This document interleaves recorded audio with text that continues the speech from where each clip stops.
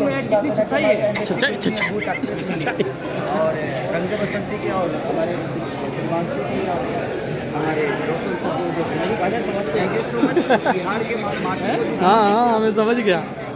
ऐसे ही कलाकारों को और भरे और लाए ताकि ये मेरा सौभाग्य था कि मुझे इतनी सारी चीज़ मिले as a hero first hero in Bhojpuri.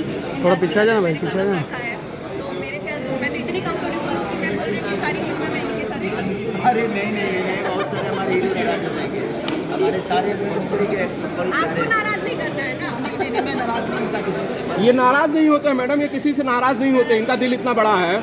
मामा बताएंगे मेरे बारे में ये किसी से नाराज नहीं होते हैं, ये सबका साथ सबका विकास, सबके लिए काम करते हैं, सबके लिए काम आते हैं। खेसारी लाल की यही पहचान है। विकास करते हैं उसके बाद खुद का विकास करते हैं